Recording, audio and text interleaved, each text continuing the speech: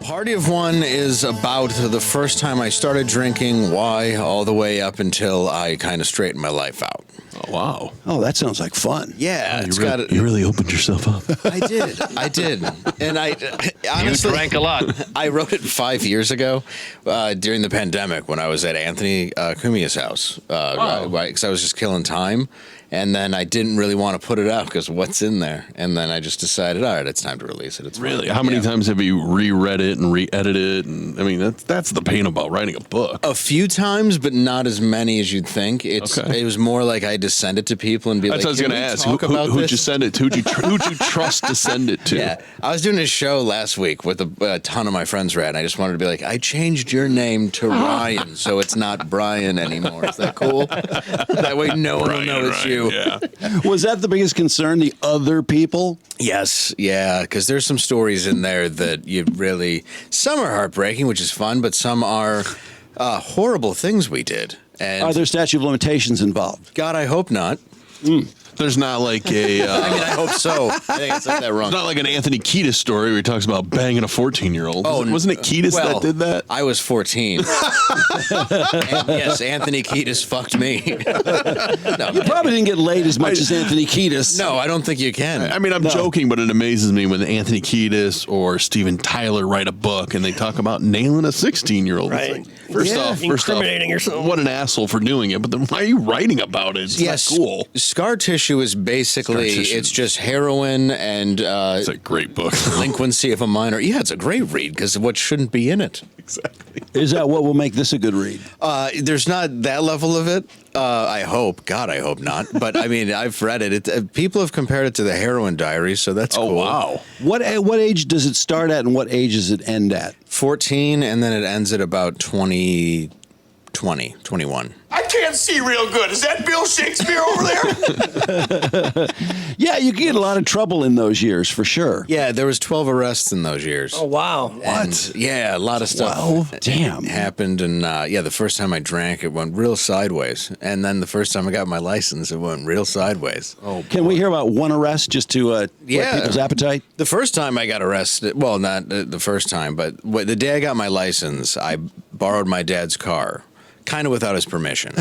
Oh, no. And I picked up 4 of my friends. What time of night or day was this? They were at Shores Inn, so it was a family reunion, so it was a good day to make this mistake. So I took one of my cousins with me, and my aunt had actually blocked our driveway because we had a single-lane driveway with a Jeep. Mm-hmm. So we took my dad's car and just backed over the neighbor's shrubs and a small pine tree and went around her car.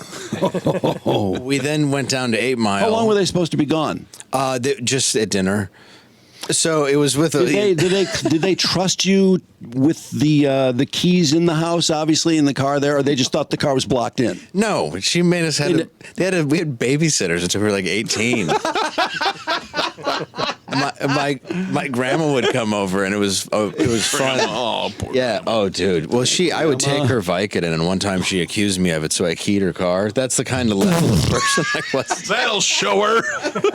Oh, shit. Yeah, I took some of her morphine patches. You could throw a party around that bitch. Wow. I know it's weird to call your grandma that, but if you knew her, if you knew her, you'd know. Oh, my. Was Grandma there when this happened? Grandma was definitely part of it was an entire reunion for our family. I mean, but as far as at the house, you said you had babysitters. Were you left alone mistakenly on No, this occasion? well, my dad had Agent Orange. He had cancer from Vietnam, so he was going around the country paying out of the pocket for surgeries because the VA did nothing, and that's when I started drinking. So it's a fun story, but he was sick for years, died when I was a teenager, and it's kind of in those years. So I would have I would have to have some aunts stay with us. My brother got in a fight with one of their husbands, so he had to go live in Boston with my This is your family. twin, right? Twin, right, yeah. Who was technically worse than me. He would sneak out every night because he had a kind of a porch roof under his window. So he could shimmy down and leave. Ooh. And I was just too lazy. I was like, I'm already drunk. It's fine. Like, I don't need... So you guys were double trouble? There wasn't the good twin and the bad twin? No, there was just the one who got caught a lot, which was me, and then the athletic one who could run away from cops fast enough. Oh, wow. So, yeah. Okay. But the first night I got my license, I ended up in a high-speed chase my friends and my cousin. This is in your dad's car that you drove around through the flower bed? Brand new 98 Buick Regal, yeah. And I gave somebody a lawn job. Well, I gave about 100 people lawn jobs, which is not a sexual act, but it is. It is when you get up on somebody's lawn and you just break torque and spin all their grass onto their house. Yeah. And I did that. And I've seen lawn jobs where there's black lines up the house. Oh yeah, It was the dirt. It was that good. This one Wow. was this went all over a guy's BMW who I didn't realize was sitting in it. So he ended up in a French Connection style chase. Oh my Detroit. God. I slam into a tree going 65 miles an hour. The engine drops. All my friends run, but I was knocked out from the airbag. So when the cops get there, we had gone down to 8 Mile and had a homeless person buy us booze. The trunk had popped open and it turned out to be all the beer and liquor that was from my family reunion. Oh no. So, which we didn't even know was in there. So it just looked like a Super Bowl party to just me unconscious in a car. Oh. Yeah. And my dad wasn't a violent man, but he hit me. And then when I woke up from that one, the cop said he could hit me again and it would be just between him and the officer. Did he choose to hit you again? Yes. He's a very nice man. He really was. But he had it at that point. Wow, I wasn't expecting one arrest it's out a- of 12 to bring that much. Oh, no, there was a lot. And then they all ran, which was real cool, including my own cousin, my own flesh and blood. Did he get caught? He did eventually get caught, but he was in Arizona by the time they had him. So he's like, I just won't go to Michigan until I'm 18. How about the other two guys? The other two guys, no, everybody got away with it but me. I ended up going in front of a referee, as they call it, at Coleman A. Young Municipal Building, and they gave me the harsh penalty of a 6-month suspended license. Oh, jeez. 98. That taught you. 6 months suspended. Last not much. It was nothing. Nothing at all. No, that reminds me. This is maybe a good jump off point. I was reading about do you remember the girl at the University of Kentucky who came back to the dorm wasted? Yeah. And she didn't have her ID, and so she just starts hurling N-words at the black girl that was in charge. She was I holding guess- her back from going up to her room because she didn't have the card, right? Yeah. And so she called her the N-word. I think they said 209 times. Wow. I mean, she was Which I love the person that counted them with a tally. she was It was Morgan Whalen comparing his one. she was bombed, just bombed. And I'm not saying that, drinking that amount of alcohol would make you say the N-word 209 times, but I viewed it as, pretty screwed up. She fought with the cops, too, when the cops came, and it was just a big mess. And, of course, somebody recorded on their phone. Oh, yeah. So it went out. So this girl was like the world's biggest racist, and probably still is to this day.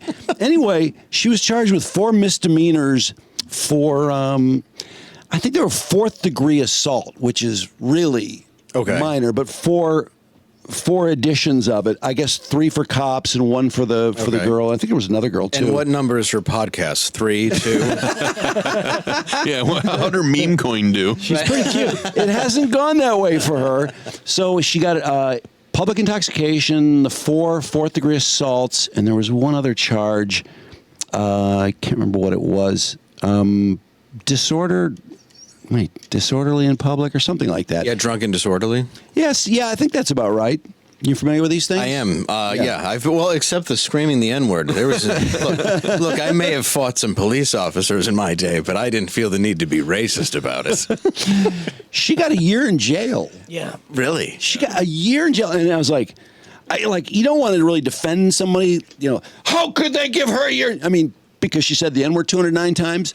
But there's a part of me that's like, a year in jail in Kentucky? For misdemeanors? Yeah. Yeah, I don't in know. Kentucky. It They just- have looser N-word rules there. I was going to say, everybody in jail's like, we agree with you. She's running the jail now. Yeah, you should be the warden. She said it the most ever on film.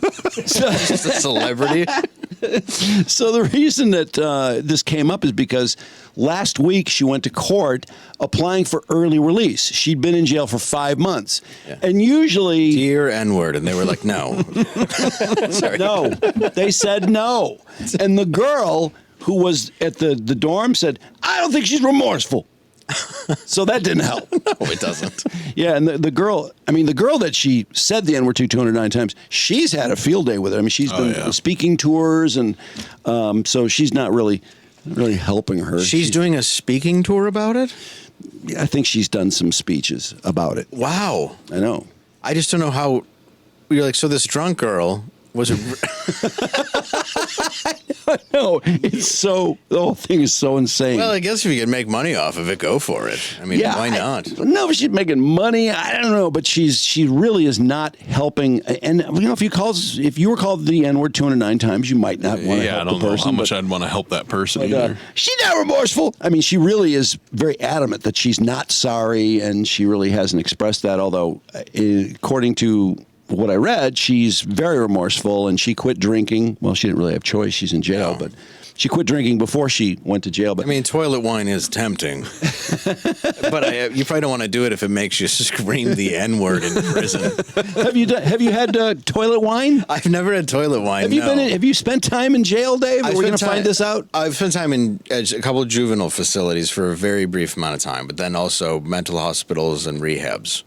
So why aren't you? It seems to me we should be talking about your trauma.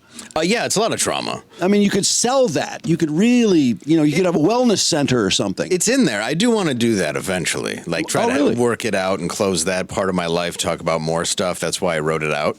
But yeah, there's plenty of trauma in the book, but then there's plenty of, good stories where we caused others trauma. Are there a lot of laughs in the book? There are a lot of laughs. There's a house we destroyed. It wasn't funny for the family, but it was it went awry. Their insurance probably covered it. Yeah, well, most of it. It was actually the damage was more than the house value. Jeez. Wow. Okay, why? I don't know. You ever seen a chimney get ripped from a wall? Because I can't tell you how it happened, but I can tell you it did. How many guys were involved? Oh gosh, I went to work. I was working as a busboy at the time, and I'm like, all right, don't invite a job while this was going on. Oh yeah, I did it. I worked at a pharmacy for a year. You know how great that was? I bet. I bet that was great. Wow. Let's just say I got a lot of free candy. 5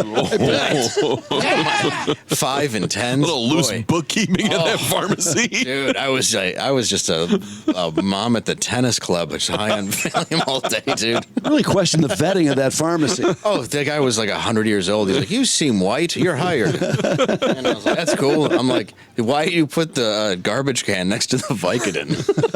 I guess I got to take out the trash for the 8th time this hour. Oh, man.